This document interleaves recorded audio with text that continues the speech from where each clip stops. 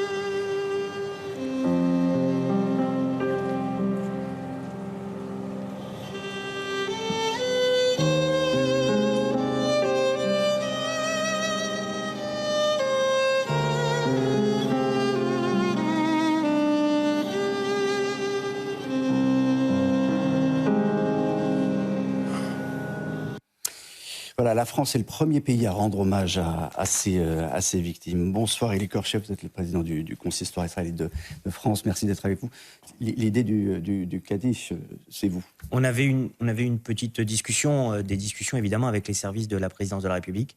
Et c'est vrai que le Grand Rabbin de France, avec Yonatan Arfi et Ariel Goldman, quand on avait discuté, on avait trouvé que le symbole de cette musique de Ravel, ce grand compositeur qui fait honneur à la France et qui a composé cette musique, ce Kaddish, pouvait peut-être bien correspondre à la dignité, au recueillement de cette cérémonie.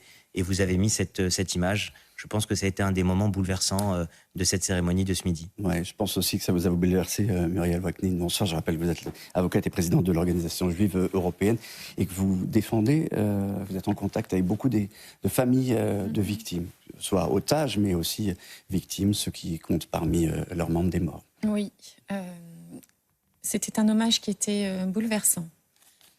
D'abord parce qu'il y avait toute cette souffrance dans tous les visages qui ont été montrés sur ces photos qui étaient portées par la garde républicaine. Et en même temps, dans le même temps, en fait, il y avait cette unité, il y avait cette solidarité qu'on a véritablement ressentie et qui a fait tant de bien aux familles qui étaient présentes sur place cet après-midi, qui avaient fait le déplacement depuis Israël et qui sont venus nous dire à quel point cela les avait confortés et réconfortés. Bonsoir Pierre Lelouch, Bonsoir. ancien ministre, merci d'être là. La République rendait hommage aux victimes des attentats du Hamas, pas aux Juifs, aux victimes des attentats du Hamas, c'est important. Oui, c'est très important parce que nous avons...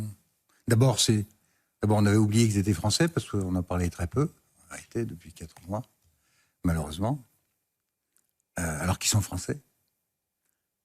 C'est important parce qu'il y a eu...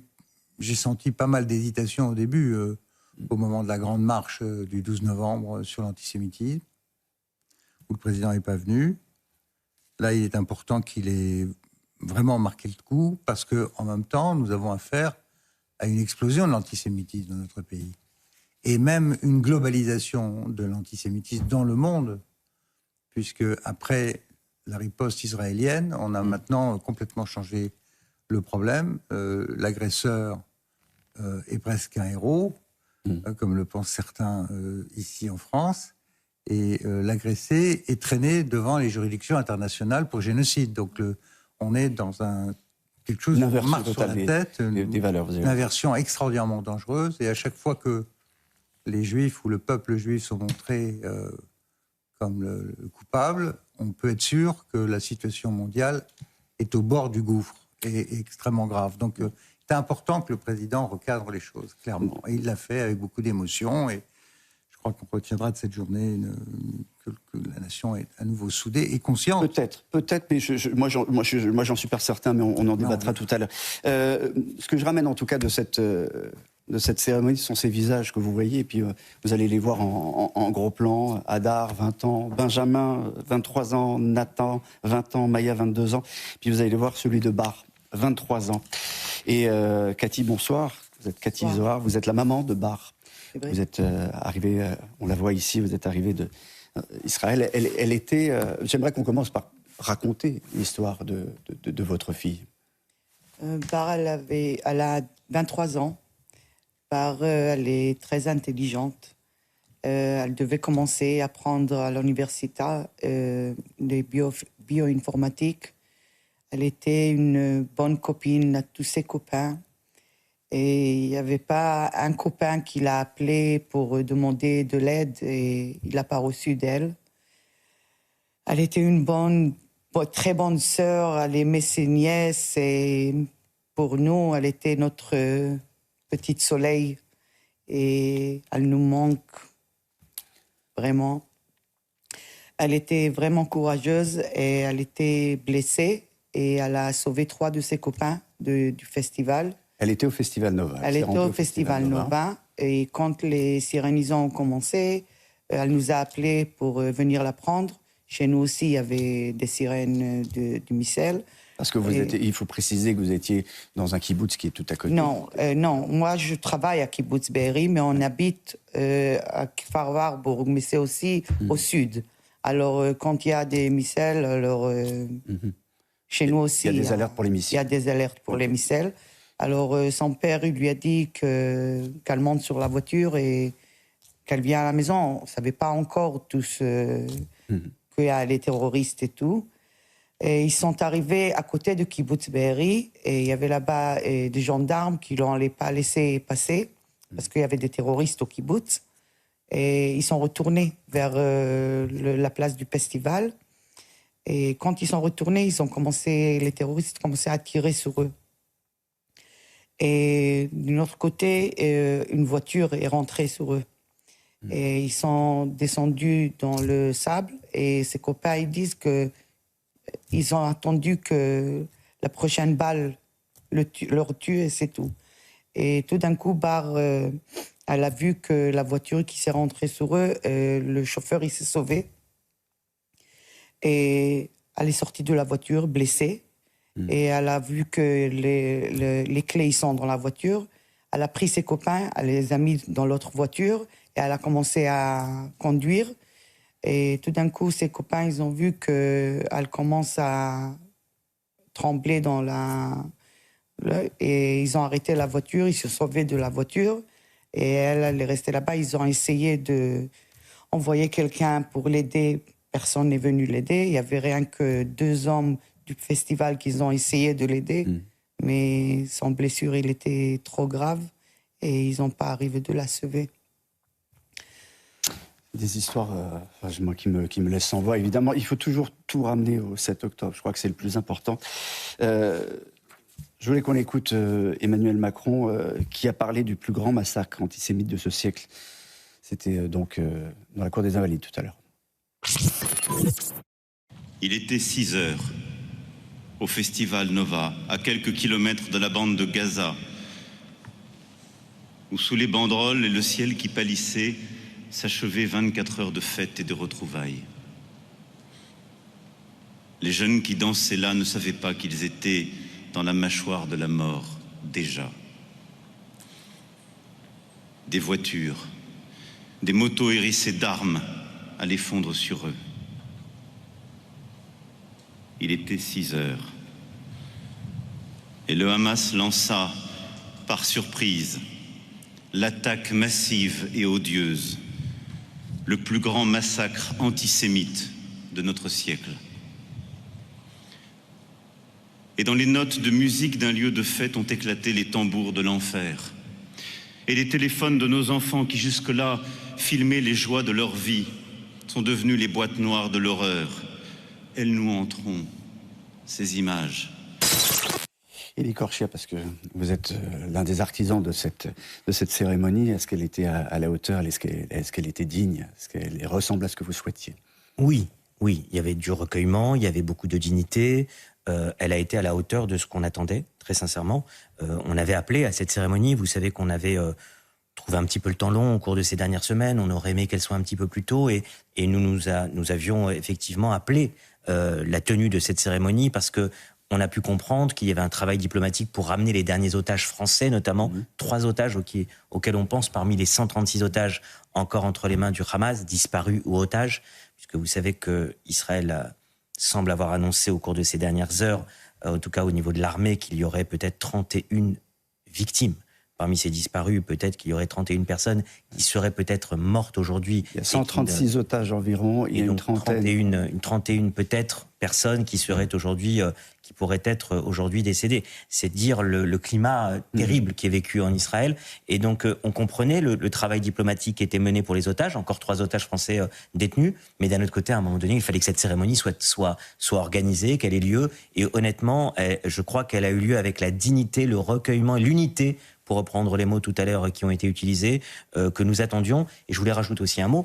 Il faut savoir qu'après la cérémonie, le président de la République, j'étais à ses côtés avec les familles de victimes, a tenu à vraiment rencontrer, parler, discuter avec chacune des familles. Vous l'avez vu, nous étions dans un salon aux Invalides, et il a vraiment tenu à prendre le temps de discuter avec tout le monde. Et ça, c'était, je pense, aussi quelque chose d'important, parce que cette cérémonie apporte du réconfort, ça a été dit, et il y a peut-être une vertu cathartique à cette cérémonie d'hommage national pour ces familles qui vivent dans un tunnel de deuil depuis ces 4 derniers mois, et qui, là, ont pu avoir un moment de réconfort important qui leur a été apporté par la France. Rappelons aussi qu'on est le seul pays pour le moment à avoir rendu hommage à ces ressortissants assassinés par le Hamas lors des attentats terroristes du 7 octobre. Cathy, est-ce que les mots du président vous ont réconforté, vous ont fait du bien?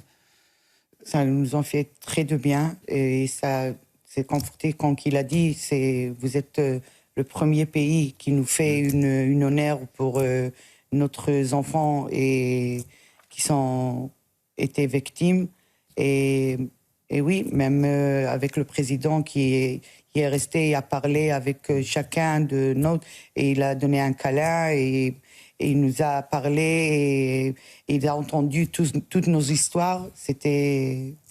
Est-ce qu'on attend que des câlins? Pardonnez-moi, mais est-ce qu'on attend que des câlins de la part d'un président de la République dans ce genre de situation, Pierre Lelouch?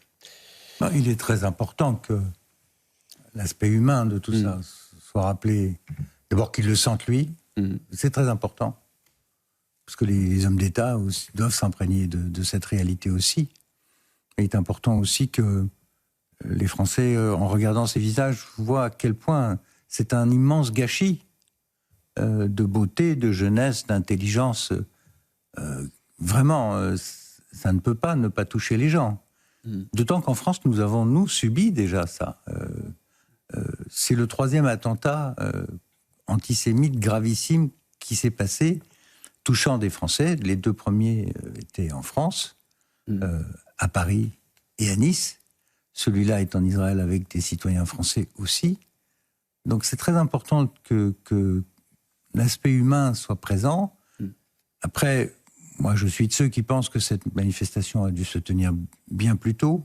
Je pense parce que aussi, le contexte politique aussi, évolue ici. Très rapidement, qu'il y a des aspects stratégiques, diplomatiques, sans compter le jeu de certaines personnes dans notre propre vie politique. On parlera de LFI tout à l'heure. Qui ont profité de ça. Donc, plus tôt c'était, mieux c'était, pour marquer l'opinion. Mais je pense que ça va quand même, j'espère, marquer en profondeur notre opinion publique. Alors, c'est bien de faire des câlins, c'est formidable. Il faut rappeler quand même que la France a une dette envers les victimes, a une dette envers les otages. Il y a même un fonds, il y a même de l'argent qui est donné. C'est pas, et encore une fois, la République rend hommage aux victimes des attentats des terroristes du Hamas, pas aux Juifs, aux victimes des attentats du Hamas. Alors déjà, Olivier, il n'y a pas que des Juifs parmi les victimes françaises. Il y a aussi des personnes qui ne sont pas juives. Je pense notamment à Oriane, qui est encore retenue à Gaza, Oriane Hernandez, qui est un franco-mexicain et qui n'est pas de confession juive. Mais au-delà de ça, ce que j'aimerais dire véritablement, c'est que cet hommage, avant tout, il est organisé pour les familles des victimes. Il est organisé pour les personnes qui souffrent personnellement de cette situation, directement, personnellement. Et c'est comme ça qu'il faut le voir. Et c'est pour cela que je vous dis, et c'est pour ça que hier, j'étais chez vous également, et je l'ai rappelé, il faut, pour cet hommage-là, mettre de côté tout ce qu'on a pu dire auparavant et se concentrer sur ce qui fait du bien aujourd'hui aux victimes. Parce que ce sont elles les principales concernées par cette cérémonie. Et c'est à elles que cette cérémonie doit s'adresser, et c'est à elles en priorité que cette cérémonie s'est adressée. Viendra le temps, après, de débattre sur qui a fait quoi, comment, et quelles sont les déclarations qui ont été faites, et quelles sont les répercussions de ces déclarations en France, sur notre système et sur notre société française. Oui, mais il y a là, des choses importantes, Muriel. On peut déposer plainte d'abord, on peut ici, en bien France, sûr, bien sûr. contre les terroristes de Hamas, et on est aussi indemnisé en France. Bien sûr, le droit français permet, et fort heureusement, à chaque fois qu'une victime française est touchée par un acte terroriste, quel que soit le pays de notre monde, la France ouvre ce qu'on appelle une enquête miroir. Dans le cadre de cette enquête miroir, les victimes françaises sont appelées à se constituer partie civile, ce que nous, les avocats, nous faisons.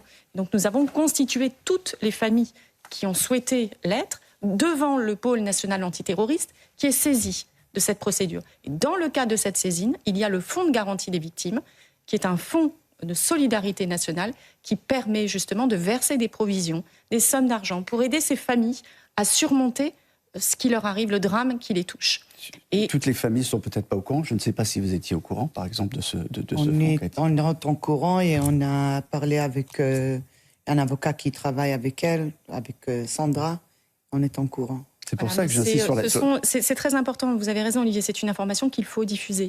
Et c'est valable, malheureusement, pour cet attentat avec autant de victimes. C'était également le cas pour tous les attentats qui ont frappé. Je pense malheureusement également à l'attentat de Djerba qui a touché un franco-tunisien en Tunisie en mai 2023 à Djerba. Bon, beaucoup d'hommes politiques sont venus. Je voulais qu'on écoute quelques réactions. C'est très important pour les familles, pour tous nos compatriotes de confession juive, et puis pour toute la communauté nationale. Et puis c'était aussi un message qui est adressé à tous ceux qui n'ont pas compris que ce qui s'est passé ne concerne pas seulement Israël, et que la France se tient debout, et que la France combattra l'antisémitisme partout et tout le temps.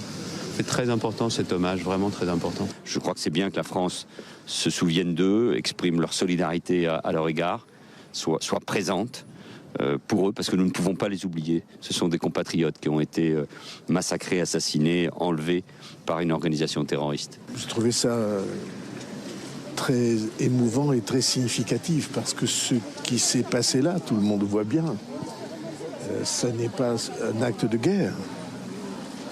C'est un acte de volonté de créer l'horreur et de volonté de créer, pas de tuer, de profaner. Cathy, vous avez accepté tout de suite de venir ?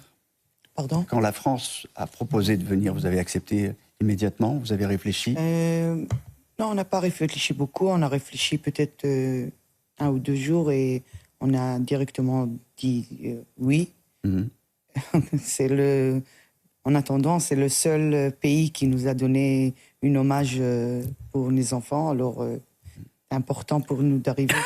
Vous êtes retrouvés avec d'autres familles que vous ne connaissiez pas, en réalité ? On déjà connaît presque tout le monde. On est devenu une grande famille. C'est vrai. Et on a connu aussi des familles qu'on n'a pas connues jusqu'à maintenant. Et oui. Vous savez que l'hommage a été diffusé en Israël, place des otages à Tel Aviv, où nous avions également une équipe.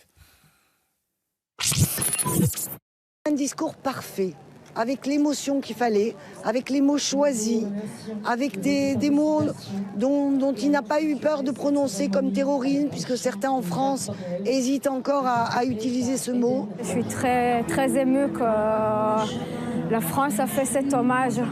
Ça nous donne des forces, ça nous montre qu'ils font tout pour nous ramener les 3-4 otages qui restent là-bas français.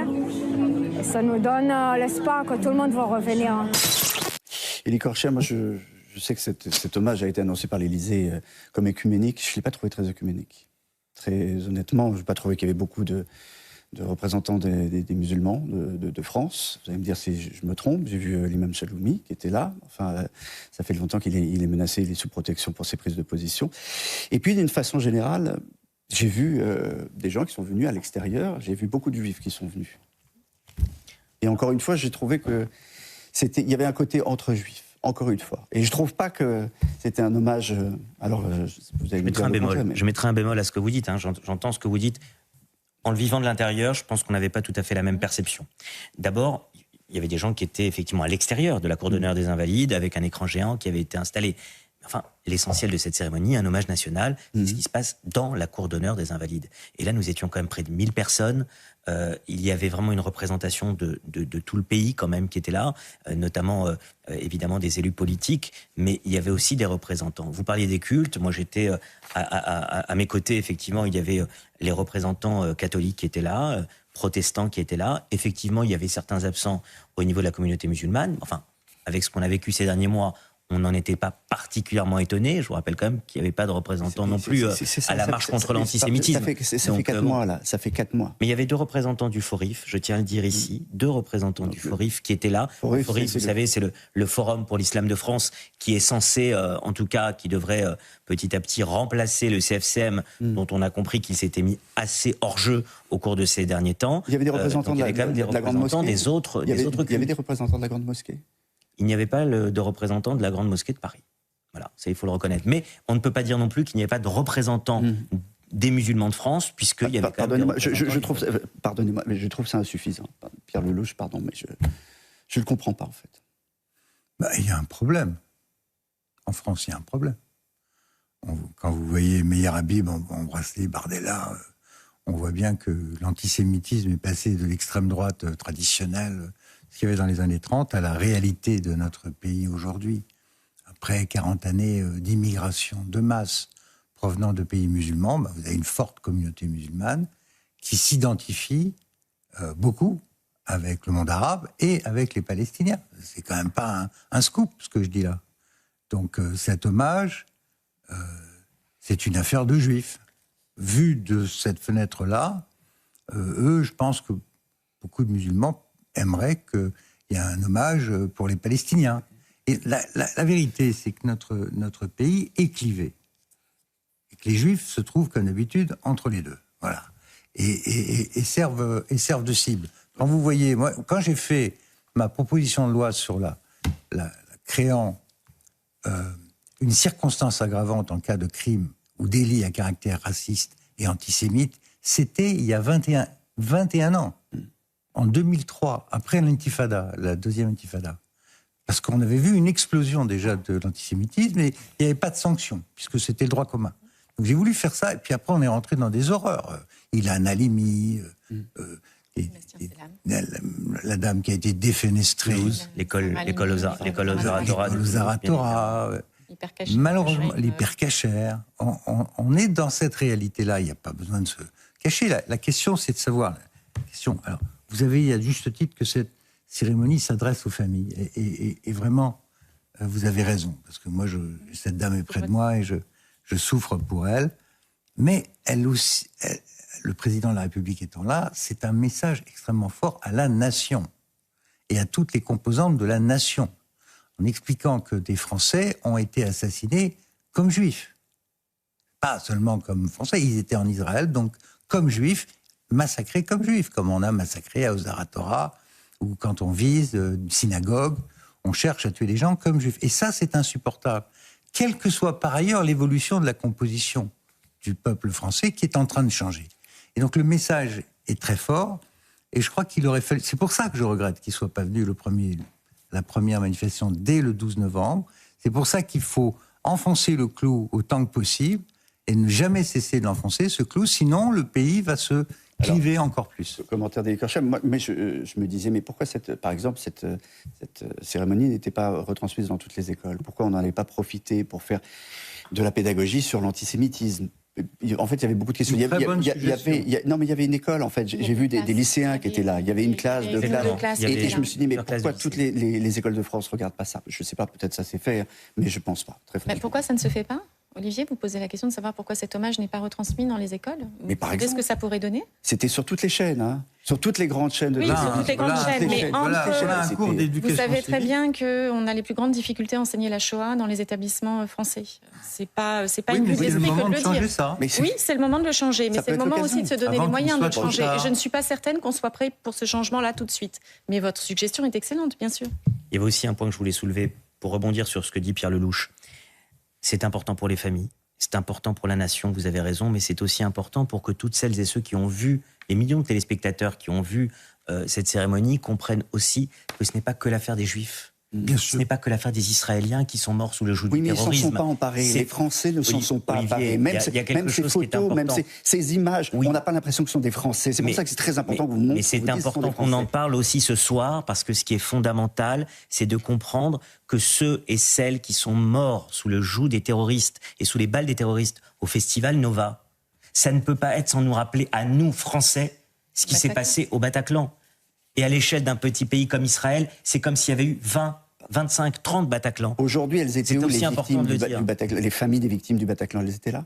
Est-ce qu'elles sont derrière d'autres victimes de Il y avait des de représentants terrorisme d'organisations terroristes qui étaient représentés là. Mais vous Pardonnez-moi avez raison de poser mais ces j'entends ce que questions, vous dites, mais Olivier. pardonnez-moi de poser juste On est en ces train de questions, dire parce que que ça cette m'est très cérémonie, ça doit étonné. parler à tout le monde. Et c'est vrai que depuis quelques mois, on se sentait un peu seul, trop seul. Muriel. Et alors que c'est une cérémonie qui doit faire comprendre que le combat contre le terrorisme, et nous on le porte, et on l'a porté notamment comme avocat, c'est important de comprendre que c'est un combat qui est mené pour toute la société et pas pour une partie de la société. Parce que quand en mars 2012, on croyait que les Juifs tués à l'école Hazara Torah, c'était des Juifs et les militaires, ils étaient morts un peu à cause des risques du métier, on a compris 3 ans plus tard que tout le monde pouvait être la cible des terroristes. Vous savez, ce qui me gêne plus là, dans l'espèce de jeu médiatique autour de ces choses en France aujourd'hui, prenons ce qui s'est passé il y a juste quelques jours avec cet étranger malien qui a massacré des gens gare de Lyon.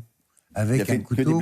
Il a fait blesser grièvement. Il aurait pu faire un massacre. Non, mais attendez. Heureusement qu'il n'a pas fait un Gravement massacre. blessé. Je sais pas. Il y en a un qui était au bord de la mort. C'est quelqu'un qui a essayé d'ailleurs de l'empêcher. C'est un héros, d'ailleurs, celui qui a été blessé. Qu'est-ce qui a été dit par les autorités immédiatement? C'est un problème psychiatrique. Bien sûr. C'est un fait divers psychiatrique. Il a fallu creuser derrière pour que. Et c'est un cas, mais combien de cas comme ça? Bon. Et cette cécité volontaire, cette incapacité des autorités d'appeler un chat et de dire nous avons un problème.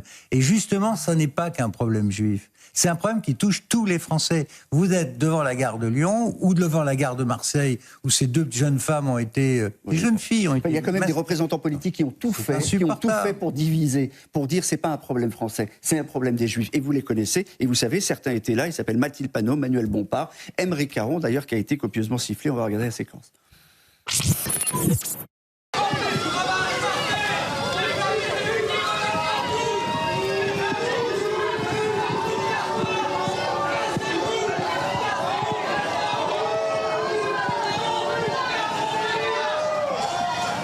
Nous sommes ici pour rendre hommage aux victimes françaises des attaques terroristes du 7 octobre. Ce n'est pas le lieu de déclencher des polémiques, de demander des explications. Et en ce qui me concerne, j'invite tous celles et tous ceux qui considéreraient que je n'ai pas place ici à réentendre tout ce que j'ai pu déclarer depuis le 7 octobre. Ils sont venus parader sur les victimes de leur ignominie. C'est tout ce qu'on peut dire, c'est honteux, c'est pas leur place. Ils n'ont rien à faire ici, ils n'ont strictement rien à faire. Et s'ils avaient un brin de jugeote, quand on n'est pas invité aux obsèques ou quand on n'est pas invité à une cérémonie, on vient pas quand on sait que... Mais après, ils vont se faire passer pour des victimes parce que ce sont eux les victimes, soi-disant. Et... C'est une honte, c'est une honte. C'est une honte, c'est indigne. Je voulais faire écouter 2 réactions également ce soir en plateau. L'essayiste Amin El-Khatmi et Maher Habib. Pour la première fois dans l'histoire récente de notre pays, et peut-être dans l'histoire tout court de notre pays, qu'à l'occasion d'une cérémonie nationale, aux Invalides, dans la même cour, se trouvaient les familles des victimes et les supporters de leurs bourreaux. Je n'ai pas d'autre souvenir d'avoir vu les familles des victimes et les partisans de leurs bourreaux. Imaginez-vous que René Bousquet, Forisson, Papon, voire Jean-Marie Le Pen assistent à la cérémonie du Veldiv au mois de juillet. D'abord, ce serait jamais arrivé. Et personne n'aurait pu l'accepter.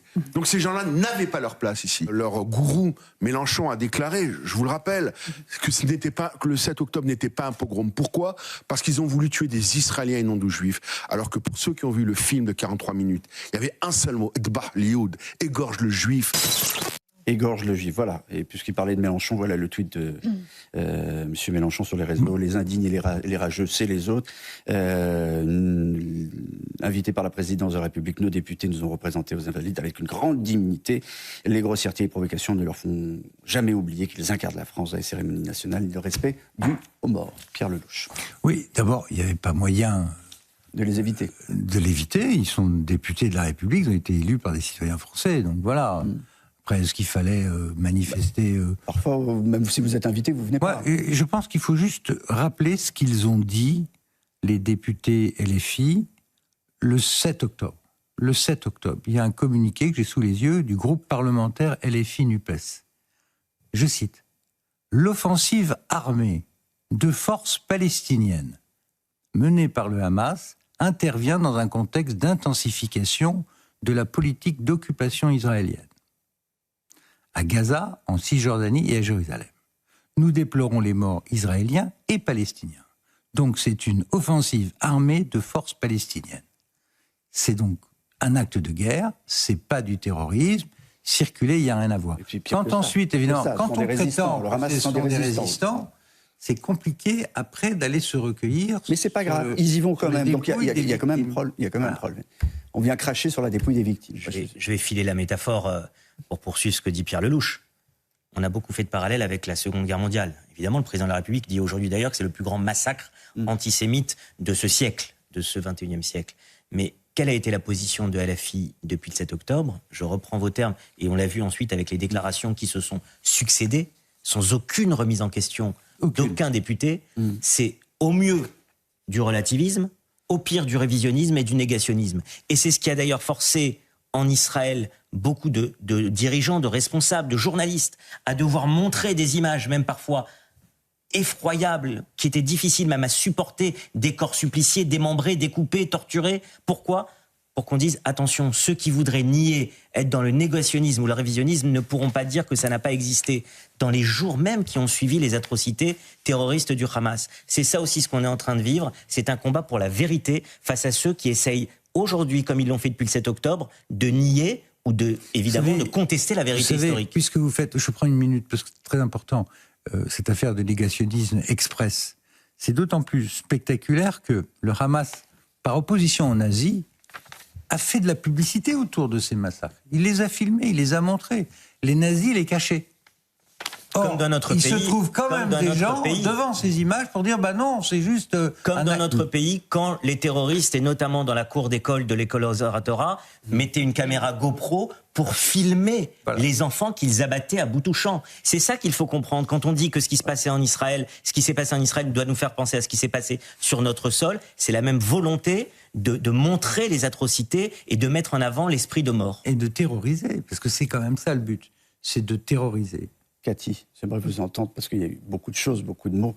Je ne sais pas si vous sentez la tension parfois qui nous anime ici. Et puis ces hommes politiques, est-ce qu'ils vous ont gêné ? Est-ce que vous vous êtes dit j'hésite à venir à cause de ces représentants ? Je ne sais même pas comment... non, je ne crois pas que... M'excuse. Je vous en prie. Si vous pouvez répéter la question parce que... Non, mais la présence de gens qui parlent de résistants en parlant de Hamas, j'imagine que ça... Il y a des familles qui ont dit on ne vient pas à cause de ça. Il y a beaucoup de familles qui ont dit qu'ils ne veulent pas venir par ça, mais nous, on a pris l'hommage. Nous, on a pris le stade de l'hommage.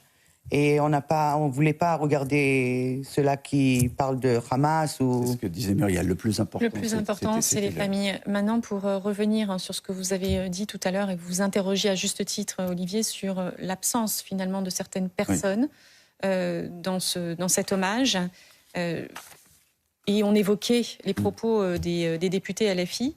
Nous, on sait pertinemment que ces propos-là font monter la haine antisémite. On le sait, on l'a dit, on a déposé des plaintes, on attend que ces plaintes soient enfin traitées par la justice, ça prend beaucoup de temps. Il faut être précis, 6 plaintes. 6 plaintes contre des députés. Contre des députés LFI. Tout à fait. Aucune n'a été aujourd'hui traitée. Pour l'instant, 2 ont été classées sans suite et 4 ne sont toujours à l'étude, 3 ou 4 mois après leur dépôt. Donc c'est quand même une particularité. Est-ce que vous souhaitez parler de celles qui ont été classées sans suite? Alors, elles ont été classées sans suite parce que le parquet de Paris a estimé que l'infraction était insuffisamment caractérisée, ce qui revient à dire que le parquet ne souhaite pas véritablement se positionner et ne souhaite pas poursuivre pour les propos que nous avons signalés. Mais ça, on en reparlera sur votre plateau. Ce que je souhaite dire là, ce soir... lui, est poursuivi. Ah oui, ça, on est d'accord.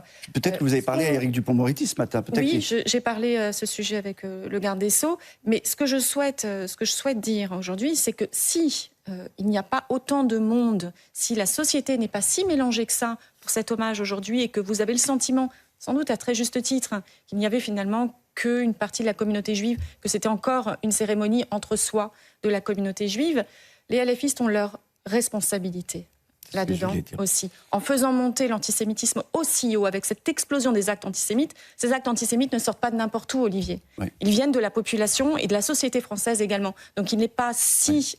Ils viennent de la population quand elle sent qu'elle est activée. Oui, et vous avez raison. Tout à fait. Et donc ceci explique cela.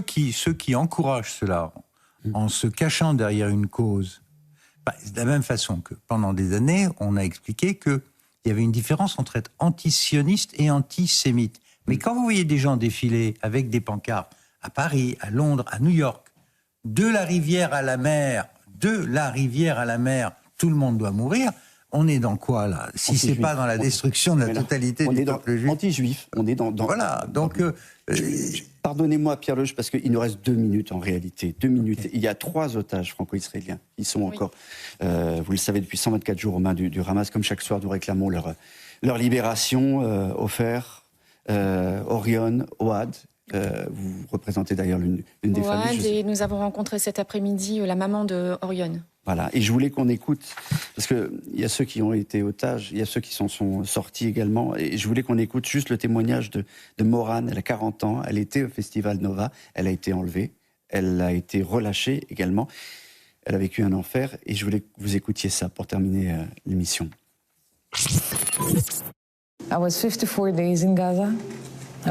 J'ai passé 54 jours à Gaza, retenue prisonnière comme otage. Les conditions sont insupportables, horribles. J'ai perdu 8 kilos, c'était il y a 2 mois. Il n'y avait quasiment pas de médicaments et quand on nous en donnait, c'était toujours le mauvais traitement par un mauvais médecin. On manquait aussi d'eau, l'hygiène était catastrophique. Aujourd'hui, les otages sont exposés à toutes les maladies, des maladies qui peuvent les tuer. Dans les tunnels, il n'y a pas d'oxygène, pas de lumière, il n'y a rien. C'est le néant. On survit, assis dans des cages. Au lieu d'accomplir mon rêve et de faire la fête au Festival Nova, à 6h29, ce rêve est devenu un cauchemar. Je me suis retrouvée dans un bain de sang. Les Juifs, on les traite comme des animaux. Les otages, on les traite comme des animaux. Il y avait des blessés. Elle était à Paris, évidemment, pour cet hommage. Vous avez rencontré également des blessés, Licorne? Oui, hier soir, un blessé, un franco-israélien d'un peu moins de 30 ans, qui s'est marié il y a un peu plus d'1 an, qui s'est retrouvé en allant défendre dans sa voiture près de Sderot les victimes, et qui est tombé sur un pick-up avec 10 terroristes armés de Kalachnikov qui ont tiré sur lui et sur son véhicule. Il a pris près de 10 balles dans le bras, dans la jambe qui a été torpillée, dans le dos. Il a été miraculeusement sauvé. Il a réussi à se sauver en abattant un terroriste. Il a fait partie des invités du président de la République. Il a accompagné les familles d'otages. Il est en chaise roulante parce qu'il a subi 7 opérations. Mais il était là avec sa famille franco-israélienne. J'ai passé la soirée avec lui hier soir. Et je peux vous dire que quand on écoute son témoignage, on se rend aussi compte, évidemment, des victimes, mais aussi de ces 13 000 blessés qui, en Israël, sont aussi un traumatisme pour toute la nation. Et c'est aussi important de parler de ces victimes parce qu'elles sont aussi dans un état très durs psychologiquement, et c'est important aussi de les soutenir. C'est très difficile de se reconstruire, j'imagine. On va revoir dans un instant la cérémonie intégralement sur CNews. On a choisi de la rediffuser. Je dois vous remercier. Encore cette question, comment on se reconstruit? Est-ce qu'on y arrive? Est-ce qu'on y arrivera un jour? Je ne sais pas. Je vous admire énormément et je voulais vous remercier vraiment d'être venu ce soir. Merci, bonsoir. Je voulais qu'on se quitte avec la musique. Oui. Le clip qu'a fait réaliser. Ma fille, elle a écrit et on l'a composé et il est monté en YouTube. C'est Bar qui chante là? Non, c'est pas Bar qui chante, c'est une chanteuse. D'accord. Mais c'est Bar qui a écrit la musique, les mots. Les mots. C'est ce qui vous reste? Ça fait partie de. Il nous reste beaucoup de mots qu'elle a écrits. On va lui faire des chansons. Merci beaucoup, merci infiniment. À vous. Merci Élie, Muriel, Pierre. Cathy. Donc dans un instant, cet hommage et puis 22h30 comme tous les soirs, retrouvez Soir Info. Bye bye.